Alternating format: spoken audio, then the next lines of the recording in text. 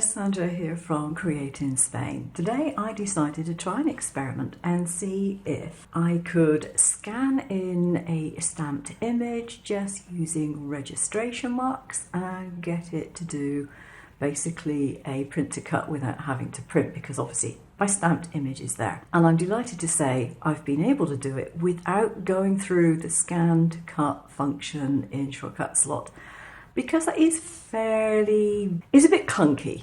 It works, it's fine, and if you really have to do it that way, then go ahead, but it's a little bit clunky, and this is a lot easier and a lot quicker.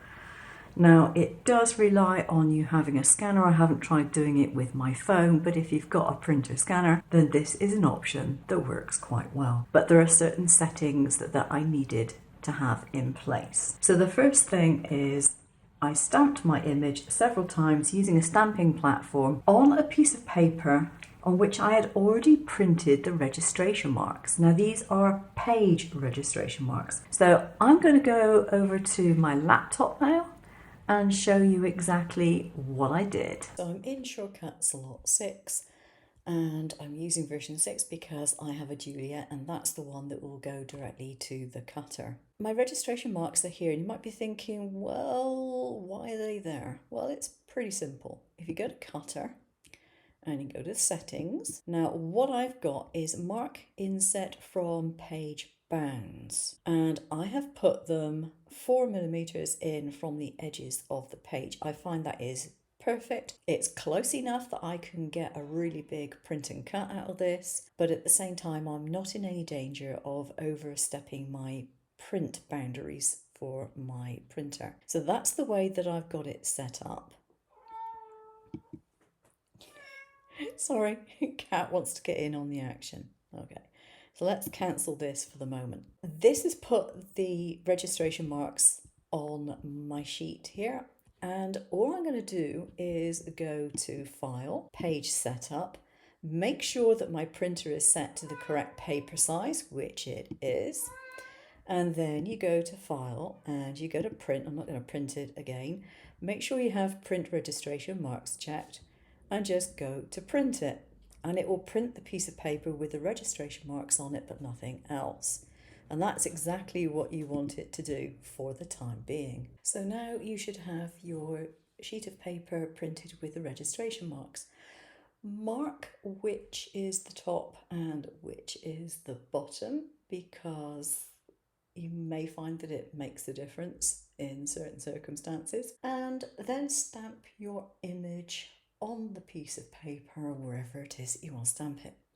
Now this is where having a stamp platform comes in, because you want a really good, crisp, dark image in order to do a proper trace on it. Just makes life easier.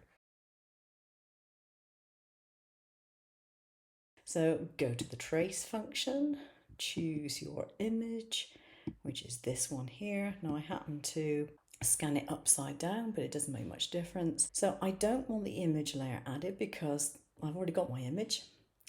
And I've got it set to quite high contrast, and I've got the despeckle on to make it a little bit cleaner, and that's done exactly what I want to do.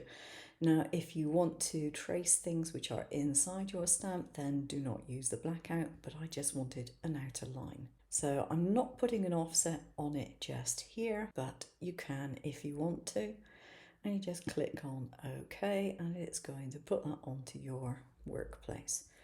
Now come over to your palette, and what I'm going to do is just take the colour out of it so I can see the lines more clearly. And you can see this is not lined up, and it's also upside down.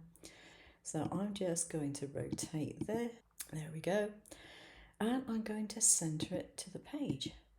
And if you look very closely, let's zoom in here, you'll see that doing that, I've got my design exactly where it should be over those registration marks. And I'm just going to put this back to fit to window again. But at the moment, if I were to send this to my cutter, I would end up with these lines being cut as well. So what I do, right click, break apart, and I just want to remove the cut lines for, let's just select this. All those things on the top, take those away. All those things on the bottom, and I just want this cut line.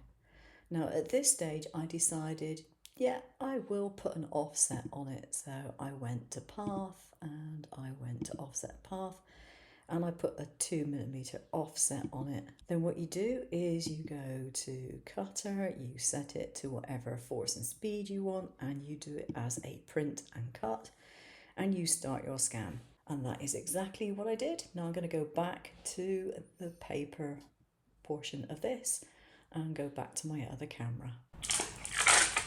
You can see if I take this off of here, perfectly done print and cut with a 2mm border. No problem whatsoever to cut out this stamped image. How did I set up my scan? That is the important thing. That is what's going to make sure that everything is correct.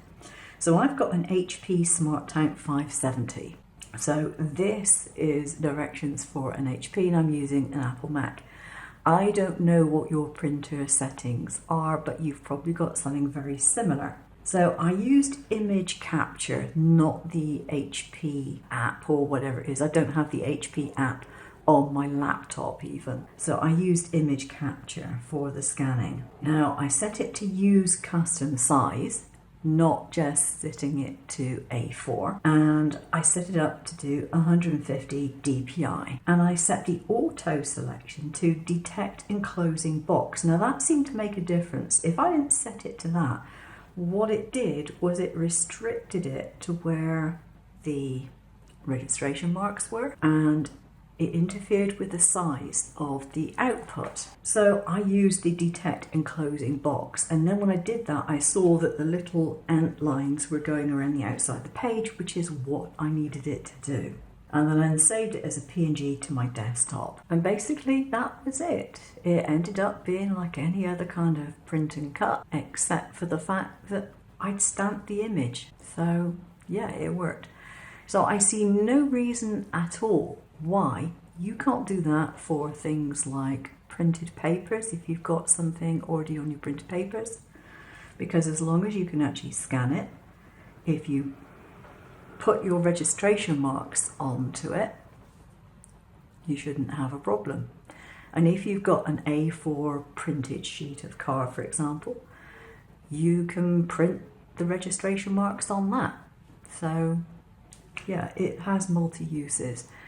And I found that to be very easy to do, and it's a lot more straightforward than using the scan to cut within Shortcuts a lot. Now you might be wondering, can you do this with Leonardo Design Studio? I've not the faintest idea, because at the moment I can't get into it because I updated to Sonoma on my Mac and it won't even let me open the program. It's like, really?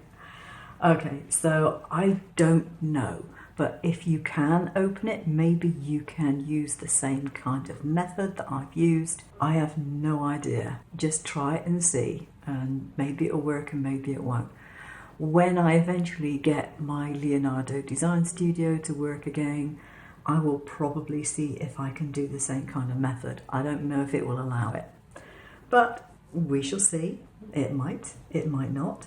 It might do it perfectly. It might just not want to do it at all. I've no idea. Now, of course, if you want to do it as a digital stamp, then put the background image in as well. Obviously, I wasn't doing that because I was doing the scan to cut around it. But you can obviously scan your images in the same way and make them into cut files. That's entirely up to you. Some people like to do that so they can use their stamps in different sizes.